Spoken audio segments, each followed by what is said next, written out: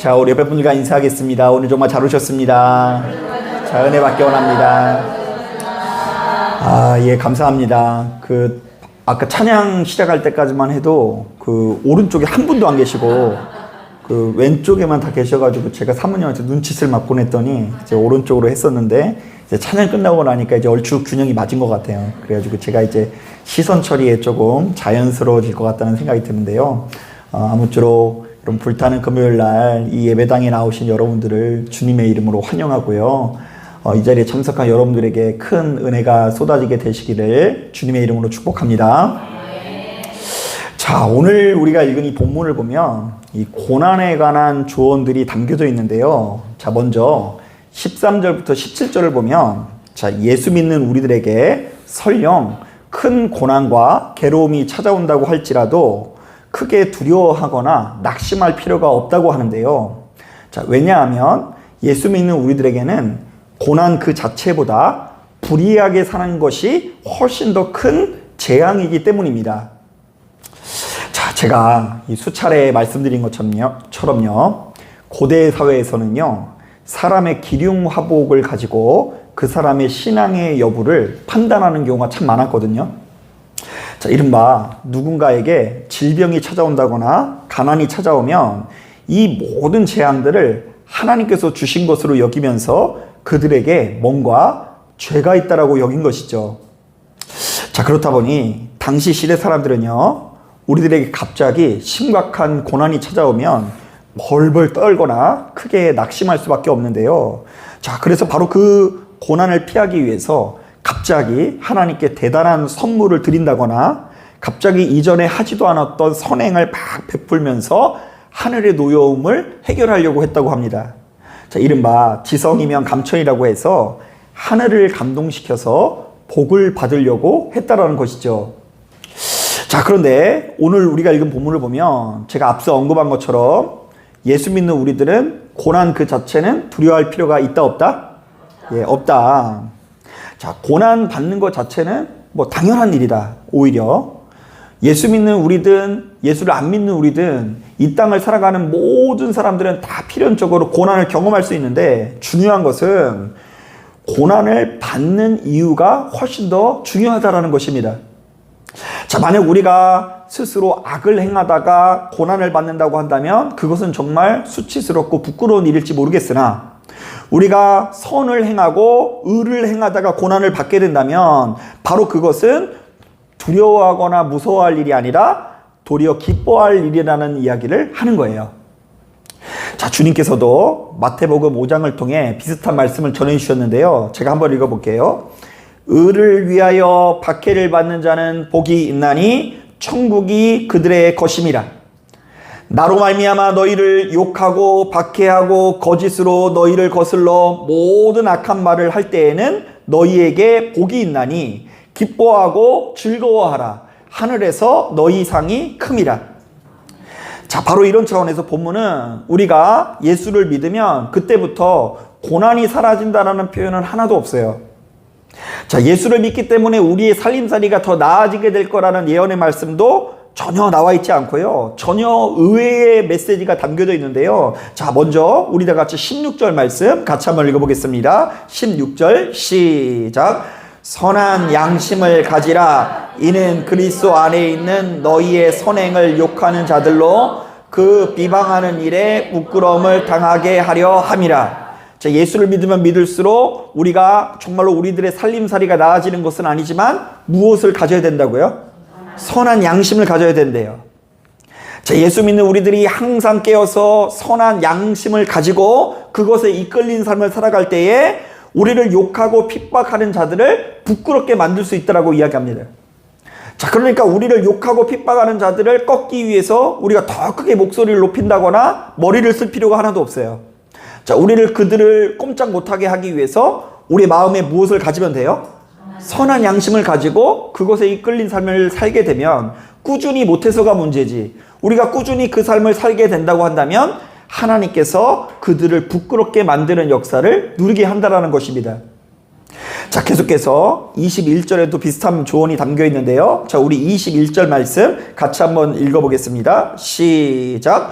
물은 예수 그리스도께서 부활하심으로 말미암아 이제 너희를 구원하는 편이 곧 세례라. 이는 육체의 더러운 것을 제하여 버림이 아니요 하나님을 향한 선한 양심의 강구니라.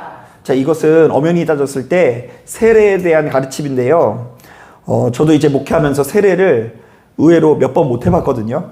요즘에 새신자들이 없어가지고 이게 세례하는 게 얼마나 큰 축복인지 몰라요. 그 교회에 다 그냥 한 10년 지나면 다 권사님 되게 생겼어요. 근데 이제 그 세례를 하면은요, 세례를 받는 사람들이 오해하는 게 있는데요. 세례를 이렇게 막 물로 이렇게 조금 이렇게 해가지고 머리 위에 이렇게 손을 얹어서 이렇게 감리교는 세례를 하고, 이제 다른 교단 같은 경우는 막 침례하는 데가 있거든요. 침례는 좀 무서워요.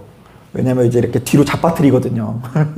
그래서 물 속에 들어가가지고 이렇게 약간 뒤로 이렇게 엎어져 있는 사람을 한 번, 두 번, 세 번 성부와 성자, 성령으로 이렇게 침례를 하거나 어찌됐거나 물로 세례를 주거나 하는데요.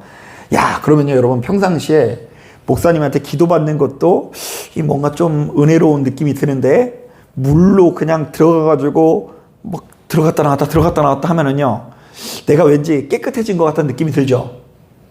너무 오래돼서 기억이 안 나요? 세례 같은 걸로 이렇게 하다 보면은 막 몸이 뭔가 깨끗해진 것 같고 내가 이제 전혀 새로운 사람이 된 것 같은데, 오늘 말씀에 의하면 우리가 세례를 받았다고 해서 육체의 더러운 본성이 사라진 것은 아니래요. 육체의 더러운 것을 없애버리기 위해서, 그것이 깨끗해지기 위해서 세례를 받는 것이 아니라, 자, 세례를 받는 이유는 뭐 한 가지라고 하는데요. 이제 더 깨끗한 양심으로 살겠다라는 일종의 서약으로서 내가 이제 선한 양심을 강구하는 자리로서 세례를 받는다라는 것이죠. 자, 그러니까 이제 세례를 받은 사람들은 이제 앞으로 누구를 기쁘게 하는 삶을 살겠다라는 거예요. 하나님을 기쁘게 하는 삶을 살겠다라는 것이래요. 그러니까 세례는 곧 양심을 향한 강구라는 것이죠.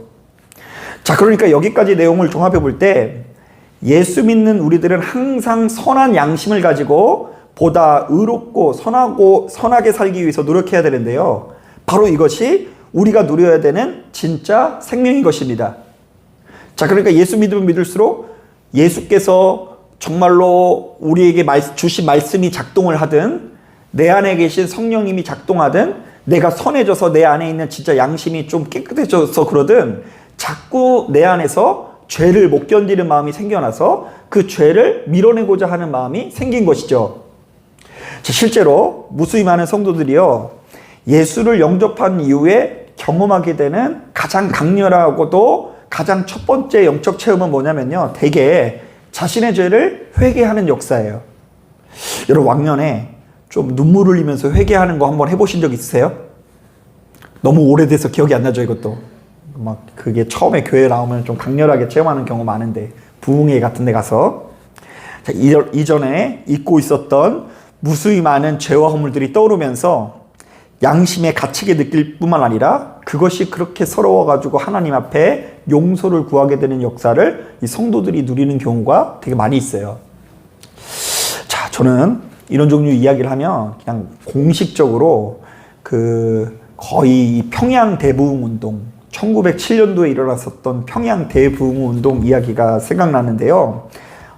왜냐하면 바로 이 대부흥 운동만큼 우리나라 안에 강력한 회개 운동이 없기 때문이에요. 이거 대단한 성령의 역사가 나타났어요. 그러니까 이제 보통 우리 집회 때 아무리 은혜를 받아도 집에 돌아가면서 그 말씀을 잃어버리는 경우가 되게 많죠. 여러분, 오늘 말씀 전하면 이거 기억해 주실 거예요? 그럼 다행인데, 우리 막 잃어버리잖아요. 그런데 이거는 이 평양 대부흥 운동은 이례적으로 막 밤새 기도를 하더니 그 열기가 꺼지지 않고 한 일주일 동안 지속이 되고, 한 달 동안 지속되고, 그리고 거기에 있었던 그 서러움이 자꾸 주변 교회로 전파돼가지고 그 집회에 참석했던 사람이 자꾸 가가지고 교회에서 막 울고 막 그러니까 그 사람 따라서 주변 사람들이 같이 울기 시작하고, 그리고 그 사람들이 또 어디 가서 같이 울게 되고, 이러면서 막 불불처럼 회개의 역사가 번지는 역사가 나타났어요. 자, 그런데 이 놀라운 회개의 역사가 어떻게 시작된 줄 아십니까? 자, 먼저 일단 당시 감리교 선교사였던 로버트 하디라는 사람이 있었는데요. 자, 이 사람이 자신이 가지고 있었던 영적인 교만을 공개적인 장소에서 회개하기 시작합니다. 자, 그 이전에도 이 사람이 믿음이 얼마나 좋으면 그 외국에서 우리나라, 그 당시만 해도 우리나라 진짜 못 살았거든요. 그렇게 못 사는 우리나라에 와가지고 복음을 전했겠어요? 믿음이 좋으니까 온 거겠죠? 자, 그런데 이 사람 마음 안에 어떤 마음이 있었냐고 하냐면요. 자기가 백인이고 여기는 이제 황인종들이다 보니까 그 인종에 대한 우월감을 가지고 있었다고 하고요. 왠지 조선인을 더럽게 느끼는 그런 느낌, 그런 마음을 가지고 있었대요. 근데 좀 그럴만한 게 뭐냐면요. 그 당시에 막 이가 그렇게 많았대요.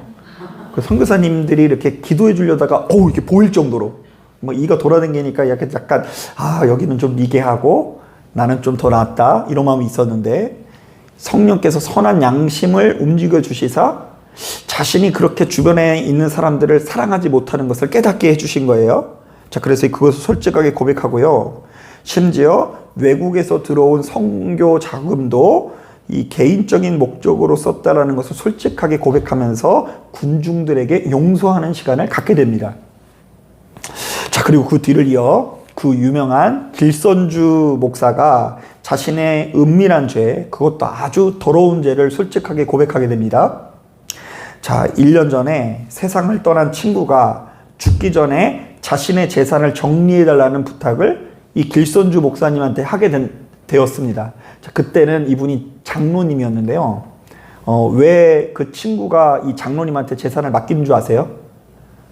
오늘날에는 장로님들이 교회 오면은 싸움만 하는 사람인 줄 아는데 당시에는 이 장로라 그러면 그러면 거의 예수님 형상 아니야? 뭐 이런 분위기였대요.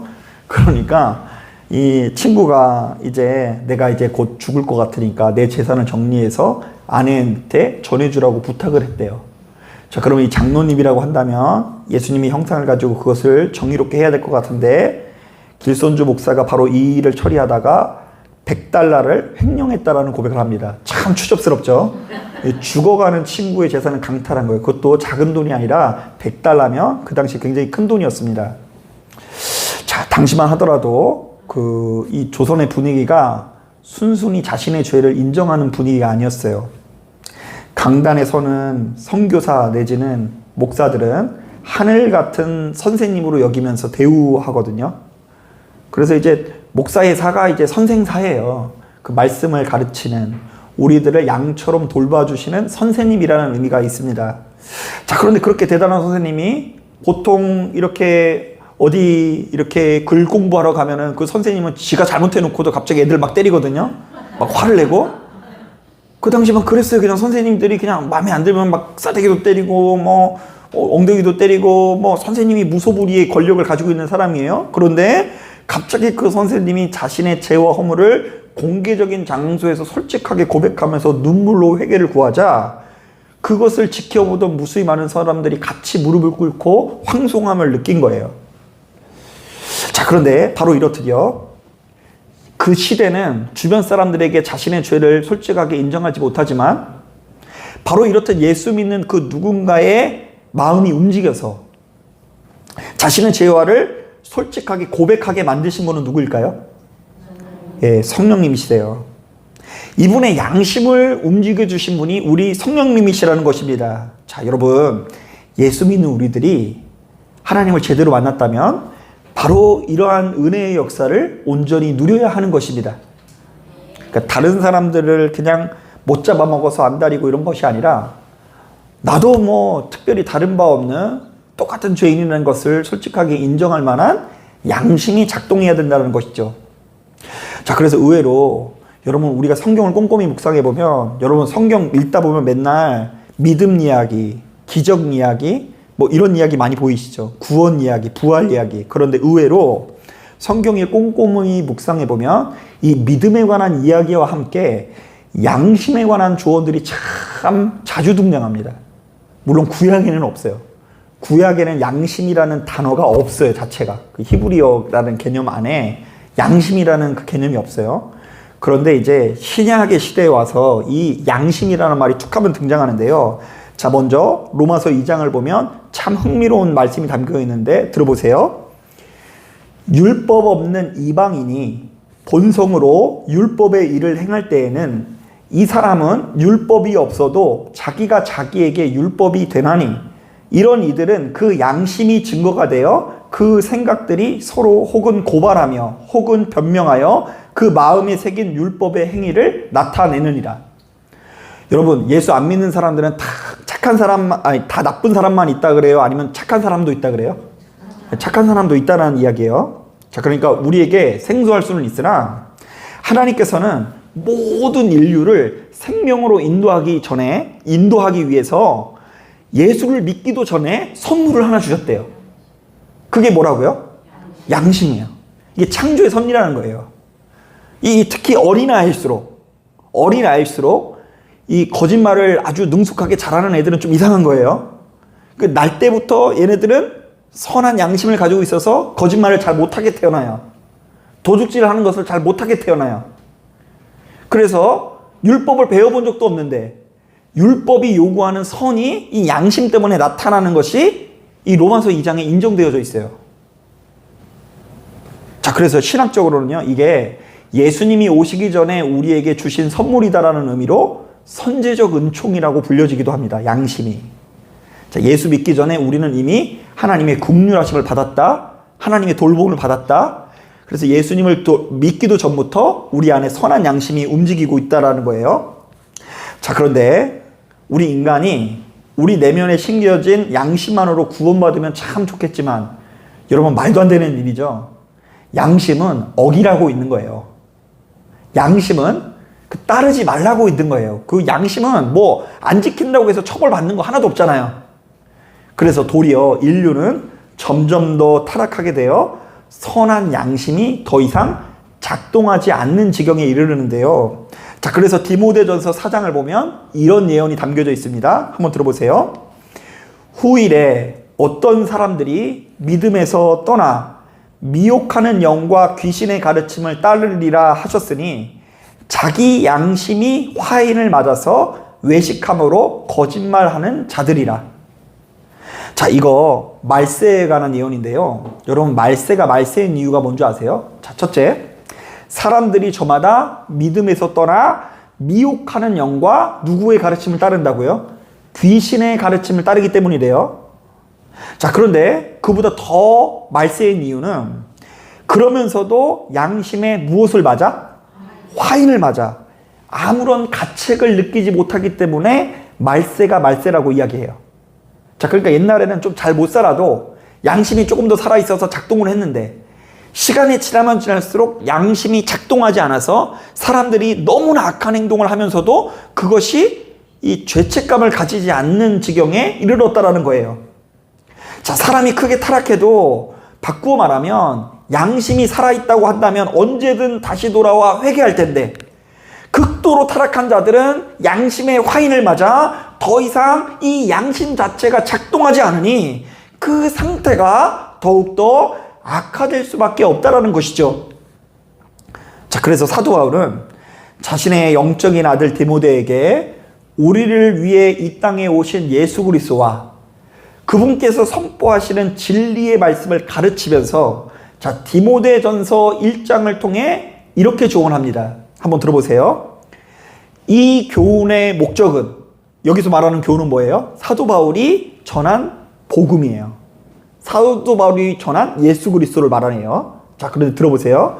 이 교훈의 목적은 청결한 마음과 선한 양심과 거짓이 없는 믿음에서 나오는 사랑이거늘 사람들이 이에서 벗어나 헛된 말에 빠져 율법의 선생이 되려 하나 자기가 말하는 것이나 자기가 확증하는 것도 깨닫지 못하는도다. 자, 좀 어려울 수 있죠? 자, 그래서 제가 풀어볼게요. 한번 따라해 보겠습니다. 하나님의 말씀은 성도들을 다시 깨끗하게 하고 선한 양심을 불러일으킨다. 자, 하나님의 말씀을 듣는 이유가 뭐예요? 우리 마음에 무엇을 불러일으키기 위해서? 선한 양심을 불러일으키기 위해서예요. 그 말씀을 안 들으면 양심이 죽게 돼 있어요. 이 뻔뻔해져요, 사람이. 자, 그런데 하나님 말씀을 들었더니 선한 양심이 다시금 일어나요. 자, 한 번 더 따라하겠습니다. 그러나 많은 성도들이 선생 노릇만 하려 하고 자기 자신의 죄와 허물을 여전히 깨닫지 못한다. 예. 그러니까 이제 바울이 예수 그리스도에 관한 말씀을 이곳저곳 막 전해봤나 봐요. 그래서 그 말씀을 듣고 이 사람들이 선한 양심을 가지고 다시금 이렇게 결단하길 원했는데 이상하게 사람들이 어떤 노릇만 하려고 그런다고요? 선생 노릇만 하려고 그러고 자신의 죄와 허물을 깨닫지 못한대요. 그러니까 말씀이 막 기가 막히게 가르치는 도구가 되긴 하지만 자기 자신을 비추는 도구가 되지는 못한다라는 이야기예요. 여러분, 사람이 매일같이 하나님의 말씀을 듣고 수시로 기도하는 이유는 우리 안에 거하는 선한 양심이 제대로 작동하기 위해서입니다. 이른바 늘상 깨어서 주의 말씀을 듣고 늘상 깨어서 기도하는 자는 성령께서 우리 안에 역사하사 양심의 가책을 받고 무엇이 주님의 뜻이고 무엇이 주님의 뜻이 아닌지를 심령에서부터 양심에서부터 분별해 나갈 수 있다라는 것입니다. 그래서 이제 과거에 제가 인터넷에서 참 재밌는 그 간증을 하나 들었는데요. 그 이제 간증이 신천지 분별법이라고 하더라고요. 그런데 이제 신천지를 어떻게 분별하는 줄 아세요? 자, 뭐 그래서 이렇게 이야기를 했더니 어떤 분들은요, 막 신천지에서는 주로 뭐 이거랑 저거랑 짝을 맞춘다, 뭐 그래가지고 팀으로 움직인다 하면서 여러 가지 전략을 연구하시는 분들이 있더라고요. 그런데 이제 거기는 조금 더 단조롭게 분별법을 알려주시는데요. 어떤 분이 이 신천지 이제 성경 공부를 받으러 가는 과정에서 자기가 자꾸만 거짓말을 해야 됐대요. 그러니까 이제 예를 들면 우리 주일 오후에 밥 먹고 뭐 하죠? 마을 모임 하잖아요. 근데 마을 모임 하는데 거기 이제 성경 공부 시간이 잡힌 거예요. 그러니까 이제 김경수 권사님한테 거짓말을 해야 돼요. 어디가? 이러니까 나 갑자기 친척들 모임이 있어가지고 그래가지고 이제 어디 좀 가야 돼. 그런데 이제 친척들의 모임이 아니라 어디 간다고요? 네, 거기 성경 공부를 하러 가더래요. 그리고 거기도 가고 또 이제 또 남편한테도 거짓말을 해야 되고 자꾸 성경 공부를 분명히 하는데도 불구하고 그 성경 공부를 한번 받기 위해서 너무나 많은 거짓말을 해야 되는데 다행히 이분 안에 양심이 살아있어서 이건 아닌 것 같다. 가책을 느껴가지고 이것은 진리가 아니라고 판별을 했대요. 할렐루야, 대단하죠? 그런데 이제 그거 모르고 그냥 거짓말이 평소에 술술 나오는 분들은 나 어디 가. 남편한테도 막 거짓말하고 능숙하게 거짓말하고 여러 사람 속이는 것에 가책을 안 받으면 그런 것을 분별하지 못하겠죠. 저도 이 설교하는 목사로서 바로 이런 믿음의 작용이 일어나는 것을 수시로 체험하게 됩니다. 저도 이제 그 하나님의 음성에 대한 로망이 있어서 기도하면 하나님께서 귀에다 대고 그냥 사랑하는 아들을 이렇게 코러스 걸린 그런 목소리로 이렇게 말씀해 주실 줄 알았거든요. 그런데 하나님의 음성은 그렇게 듣는 게 아니더라고요. 양심의 가책으로 역사하는 경우가 많아요. 특히 이제 목회를 시작한 초창기에는 이제 어떤 것 때문에 좀 골치 아팠냐면 희한하게 그냥 다음날 말씀을 전하려고 그러면 사모님이 시비를 걸어요. 그래가지고 부부 싸움을 하고 나서 부부싸움을 진탕한 다음에 강단에 올라가서 말씀을 전하는데 여러분 사랑해야 됩니다 이렇게 말하는 구석에 너나 잘하지 그냥 너도 사랑하지 못하면서 뭘 그렇게 사랑 안 하고 말을 하냐 이러면서 양심의 가책이 느껴서 설교만 하고 나면 그 사과를 제가 이제 먼저 하기도 하고요. 그리고 요즘에는 아예 그냥 싸우고 나서 바로 사과를 해버려요. 어차피 나중에 할 거. 힘들 걸 뻔히 아니까 내가 이제 그 은혜의 지배를 받아야지 혈기의 지배를 받으면 안 되겠다 해가지고 민감하게 그냥 싸우는 동시에 바로 화해를 해버려가지고 좀 그게 이제 번지지 않는 경우가 많이 있습니다. 자, 그리고요 엊그제만 하더라도 제가 강단에 올라가서 이런 말씀을 전했죠.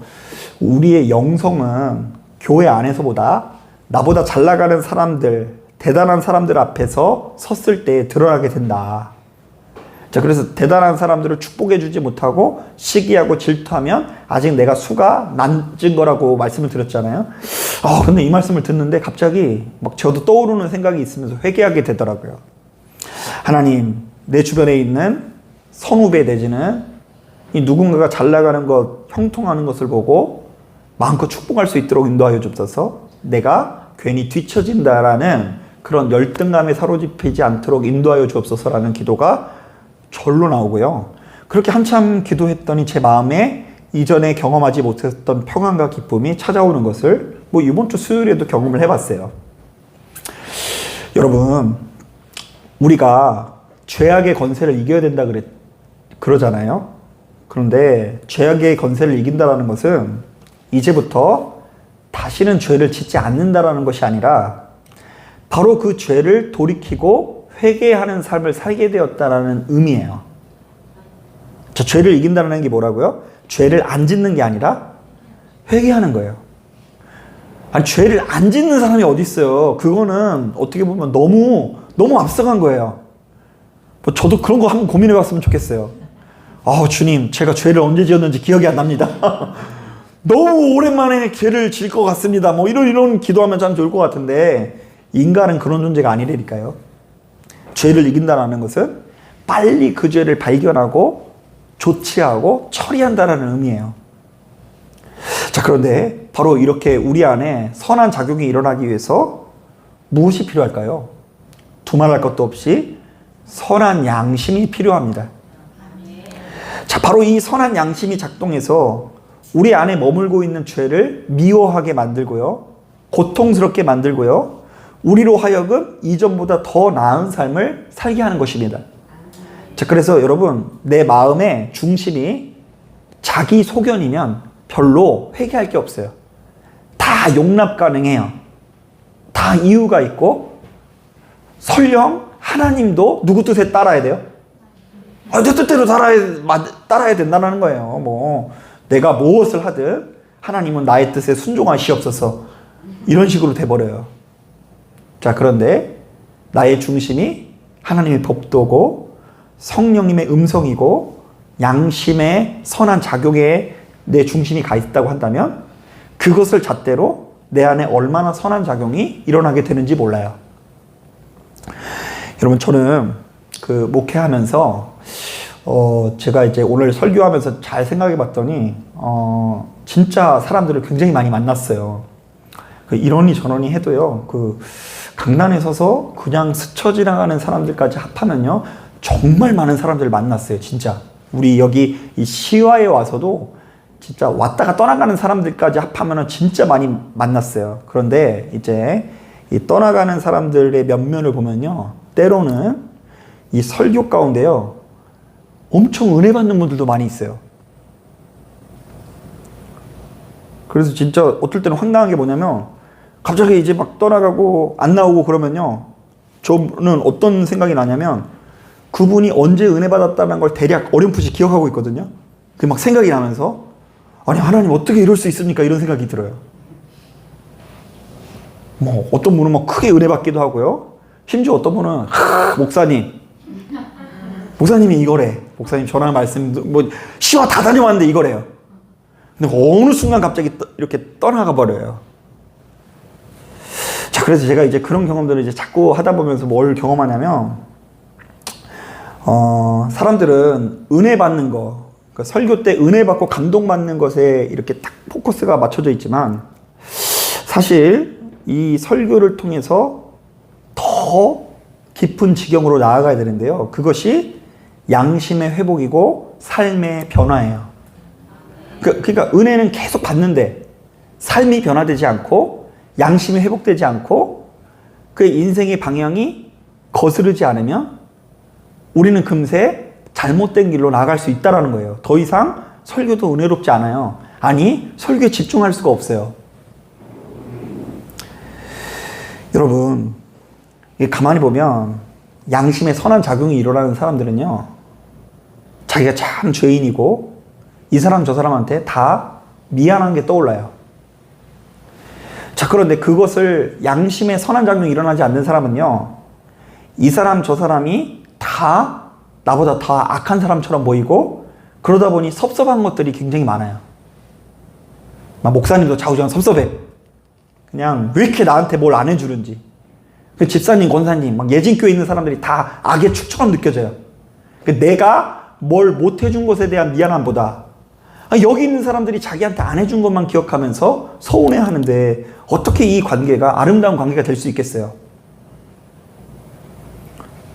그리고 마찬가지예요, 여러분. 진짜 간단한 법칙이 뭔지 아세요? 제가 이제 과거에 청년사역 할 때 예화를 들었잖아요. 그 주일날 애들이 다 나오게 하려고 그 주일날 그 청년 예배 시간을 저 나름대로는 굉장히 늦춰가지고 2시로 늦췄거든요. 그럼 2시 안에는 앵간하면 다 일어나겠지 했는데요. 그게 아니더라고요, 애들이 다. 2시에 못 일어나요, 애들이 오후에. 왠지 아세요? 토요일날 잠을 안 자기 때문이에요.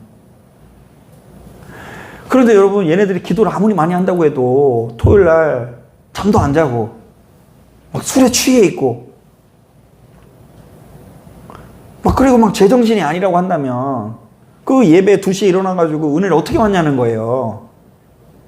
적어도 기본적으로 예수를 믿고 자기 안에 선한 양심이 이렇게 회복이 되었다고 한다면 토요일날 다음날 무엇 하는 날이니? 예배 드리는 날이니 조금 추스리는 사람이 예배 때 나와서 은혜 받을 수 있는 거예요. 그러니까 제가 말하는 건 지금 뭐 간호사나 뭐 어떤 그 회사 막 업무 양이 많아가지고 뭐 토요일 날 밤새 일하다가 늦게 오시는 분들을 이야기하는 게 아니라 그렇게 자신이 가지고 있는 그 삶의 자유로움들 있잖아요. 그런 것들이 이렇게 토요일 날 있어서 주일 날 예배 드리는데 방해되면 그 토요일 날 그 나를 방해하는 것을 꺾지 않으면 주일이 주일일 수 없다는 이야기를 하는 거예요. 아주 간단해요, 이건. 자, 그런데 이거 하나 바꾸기가 왜 이렇게 어려운지 몰라요.